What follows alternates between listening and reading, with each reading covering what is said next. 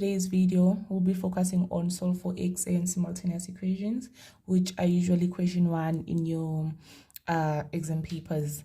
So we'll first do a question I believe you all are familiar with. It's a very easy solve for x question, and then we'll move to questions I got from the 2016 exam paper and other questions I got from IEB question papers that I believe would be a great help to you guys if you try them. So the first question we're dealing with is number 1, which is x squared plus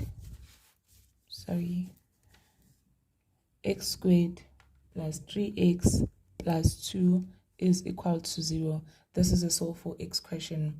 So there are very different ways of solving doing solve for x questions. You can use difference of two squares, factorization, and you can also use quadratic equation.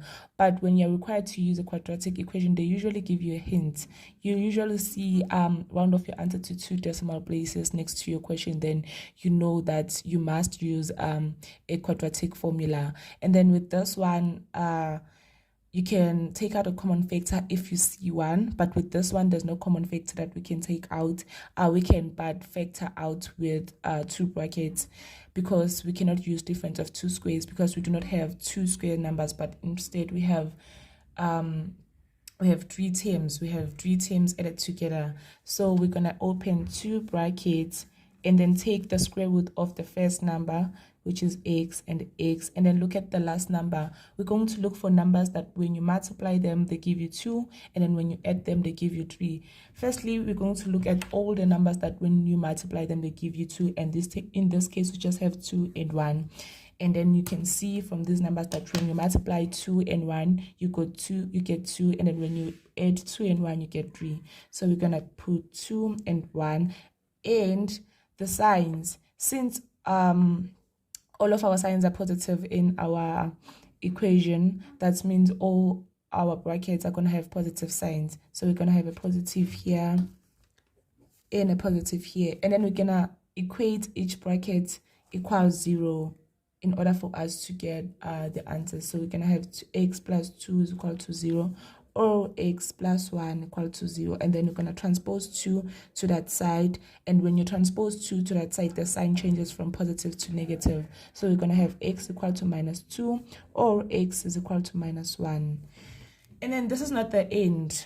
This is not the final answer. You have to check if your answers are solutions to the given equation, because sometimes you can get 2 answers and then you find out that maybe one answer is not a solution. When you plug it in here, you do not get 0. So we have to plug in our terms so that we can see if both our answers are solutions or only one answer is solution, because you can also lose marks with it. So when we plug in -2 in this equation, we get -2 squared is 4, because negative times negative is positive, and then we plug in -2 here, we get -6 plus 2, and then we can see that 4 plus 2 is 6, minus 6 is 0. So x equal to minus 2 is a solution. And then when we plug in -1, minus 1 squared is 1, 3 times minus 1 is minus 3, plus 2, we can see that 1 plus 2 is 3, minus 3 is 0. So this is our final answer for question number 1. And then we have the next question, which I got from the 2016 exam prelim 2016 prelim paper. So it's 1.1.1. It is 4x squared minus 25 equal to 0. This is still solve for x. So with this question, I mentioned with question 1 that there are so many different ways of doing solve for x type of questions, but in this case we can see that we only have 2 terms, because you can only differentiate terms with a minus or a plus, and you can see that we only have 2 terms in these questions. And we'll try to see if our terms are square numbers by putting them under a square root, and they must give us positive whole numbers. So when you put 4x squared under a square root, to get 2x, because the square root of 4 is 2 and the square root of x squared is x, because any number, if you put any number squared under a square root, you're going to get that number. If you put 5 squared under a square root, you're going to get 5. So x squared, we get x, and then the square root of 25 is 5. So we can see that this is a difference of 2 squares, because we are subtracting one square from another square number. So we're going to open 2 brackets with different signs. when you get a difference of two squares equation, you must always put different sign. It's going to be positive and a negative. And then we're going to look at the first positive square number, which is 4x squared. It's positive because there's no any negative sign before it. So we're going to look at the square root of 4x, which is 2x and 2x. And then the square root of 25 is 5, and 5 equal to 0. And then we're going to equate each bracket equal to 0. We're going to have 2x plus 5 equal to 0, or 2x minus 5 equal to 0. And then we're going to have 2x equal to minus 5 because the sign changes, or 2x equal to 5. So when we have 2x, it's the same as 2 times x. This is the same as 2 times x. So in order for us to transpose 2 to the other side, we need to divide it, because here we are multiplying, here we need to divide with the 2, same as this side. So we're going to have x is equal to minus 5 over 2, or x is equal to 5 over 2.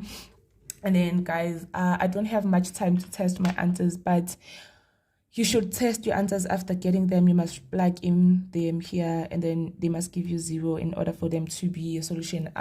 Let's just say you plug in 5 over 2, and then you find out that it is not a solution to this question. You're just going to say not equal to here, and then say therefore x is equal to minus 5 over 2, because you really lose marks if you do not test your answers, because sometimes you do not test your answers and then you find out that only one answer is a solution to the problem. And then moving on, we have x squared minus 5x minus 2 equal to 0. And then here they say round off your answer to 2 decimal places. I did say that when you see round off your answer to 2 decimal places, you must know that you have to use quadratic formula, because if you try factoring the equation with opening 2 brackets or difference of 2 squares, you're not going to get the factors. So you have to use a quadratic equation, which is x is equal to minus b plus minus the root of b squared minus 4ac all over 2a. And then in our equation, we need to identify a, b, and c. So a is the coefficient of x squared, b is the coefficient of x, and c is the constant in the equation. So here we can see that a is equal to 1, because the coefficient of x squared here is not 0, it's 1, because 1 times any number is just that number. So 1 times x squared is just x squared. So here the coefficient is 1, and then b is minus 5, c is equal to minus 2, because this is our constant and this is a number before x. So we're going to plug in these values into this equation in order for us to get the solutions. So we're going to have x is equal to minus, b is minus 5, so we put the minus 5 in the brackets, minus 5, plus minus the root of minus 5 squared minus 4 into 1 into negative 2, and then all over 2 into 1, since it's 2 times a. So here we're going to have negative times negative, which is a positive 5, plus or minus the root of negative 5 squared is 25, and then negative times positive is negative times negative is positive, so it's 25 plus 8 all over 2. So here we have 5 plus or minus the root of 33 all over 2.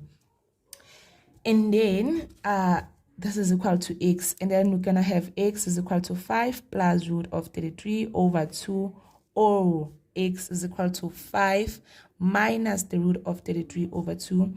And then you know the rule, you're gonna take this answer and then put it in this equation, and then it must give you 0 in order for it to be a solution to this equation. And you must leave your answer in decimal form. Unfortunately, I cannot do that because I do not have a calculator with me. So you have to put this answer in a calculator and then round it off to 2 decimal places in order for you to get your full marks. And then moving on, we have a linear equation. I don't know if you guys are familiar with linear equations, but I really hope you are. So this is 1.1.3. We have 2 minus x, and then x plus 4 greater or equals to 0. And then when you see linear equations, you first try to get critical values where x is equal to 0. So you must get these values, these two brackets equal to 0 in order for you to get the critical values that then you're gonna use the number line to find the signs. And then here they already factorize this thing into two brackets, so you do not have to multiply out the brackets, because you're going to end up here again if you try to do that. So we're gonna have 2 minus x. Please do indicate that here you're writing the critical values and you're not solving for x. 2 minus x equal to 0, or x plus 4 equal to 0. And then we're going to have minus x is equal to minus 2, because 2 is positive here, and then when we move it to the other side, it's negative 2, and x is equal to 2. And then here we're going to have x is equal to minus 4, and then these are our two critical values that we're going to use for us to get the signs of this equation. And then we're going to have a number line. We put negative 4 here, and then we put 2 here. And then we're going to find a number that is less than minus 4 and plug it here and see if we get a positive number or a negative number. So minus 5 is less than negative 4. So here we're going to plug in minus 5.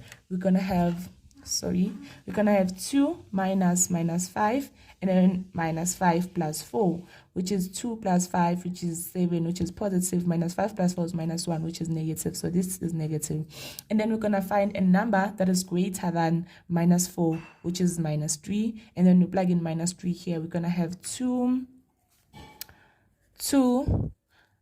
minus 3, and then the other side, we can have minus 3 plus 4, which is 2 plus 3, which is 2 plus 3, which is 2 plus 3, which is 5, and the other one is 1. And then,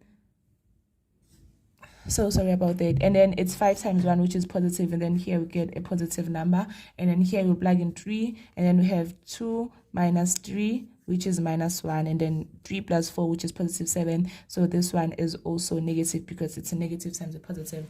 And then here we're looking for numbers that are greater or equals to 0. So we're looking for the place in the number line where our solution is positive, because any number that is greater than 0 is positive. So we know that negative 4 is equal to 0 and 2 is equal to 0. So we're going to have x, this is our final answer, x is greater or equal to negative 4, because we know that when x is negative 4, the solution is 0, and then x is less or equal to 2, because we know that when x is 2, the solution is 0, and this is less than 2, this is greater than negative 4, and then this is our final answer, and then you get your whole marks. So the next question we have here is a simultaneous equation, and I really hope you guys are familiar with how you solve simultaneous equations, because they really carry a lot of marks, so you have to know how to do them. So here we have so it's solve for x and y, and then we have that 2x minus y plus 1 equal to 0, and x squared minus 3x minus 4 minus y equal to y squared. These are our two given equations, and we have to manipulate them so that we can be able to solve for these two variables differently.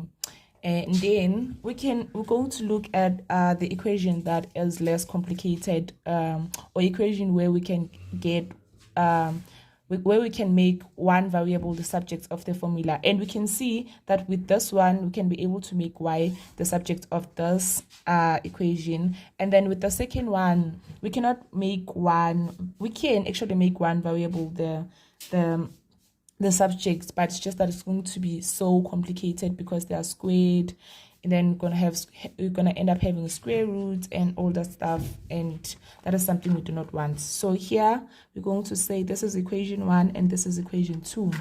So we're going to say solve for y in equation 1.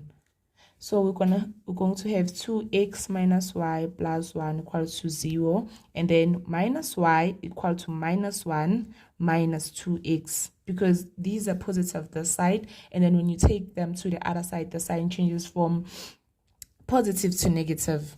And then we want this equation in terms of y only, not in terms of minus y. So we're going to divide this whole thing with a negative so that we can get only y. So y divided by negative y is equal to minus 1 divided by negative 1 is 1. And then minus 2x divided by by negative is plus 2x. So we have that y is equal to 1 plus 2x. And then we can substitute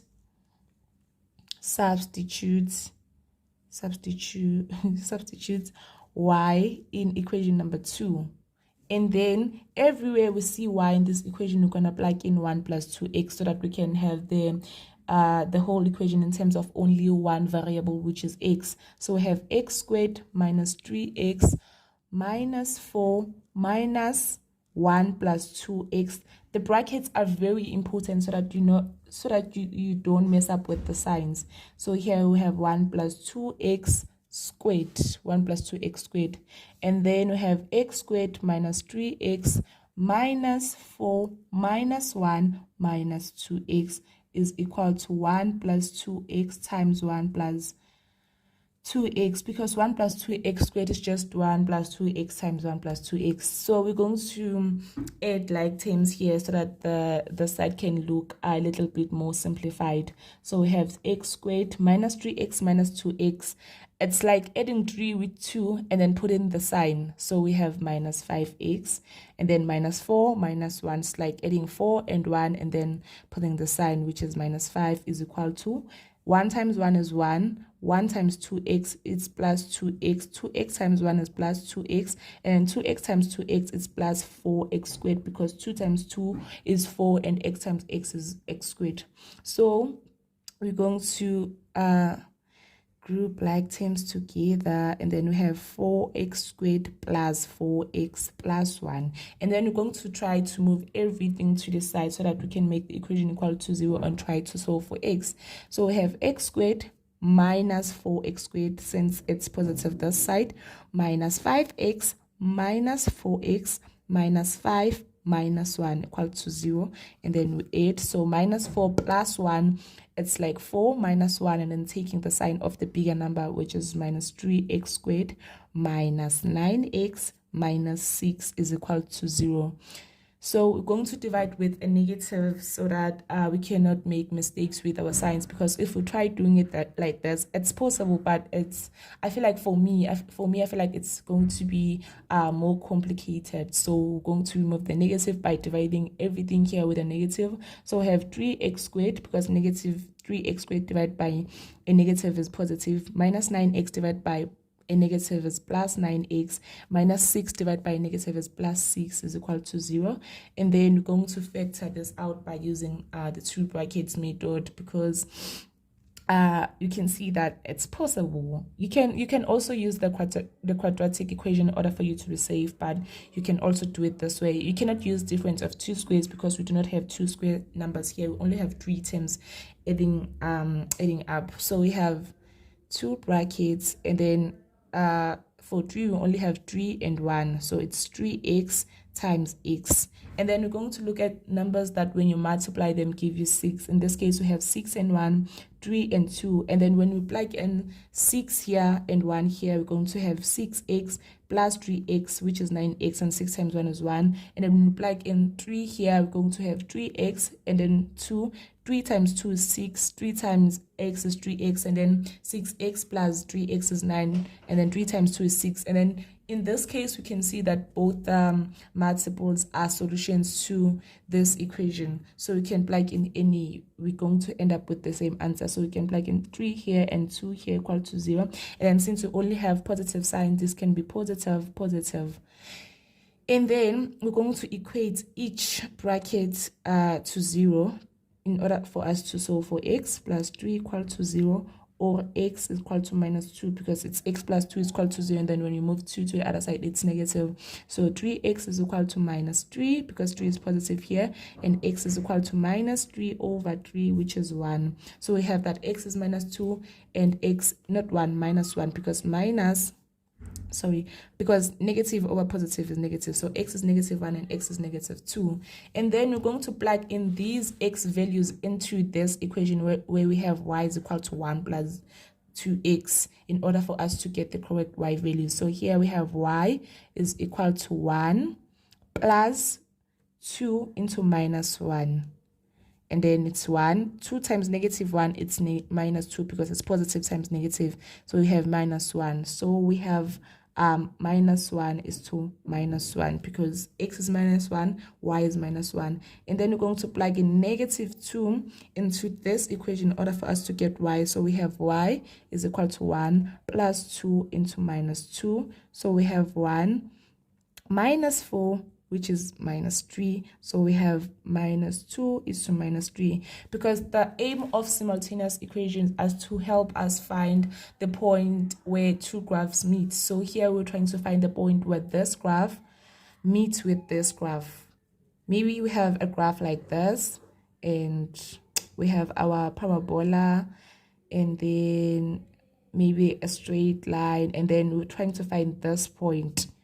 It's a point where two graphs meet. So if you get maybe a question where they ask you where do these two graphs meet, you're gonna solve the equation simultaneously so that you can find the x and y values where the two graphs are equal. Thank you guys for watching. So in the next video, we'll be covering the questions I got from the IEB question papers, and we're going to move on to graphs. I think it's question 4, graphs. Thank you guys for watching.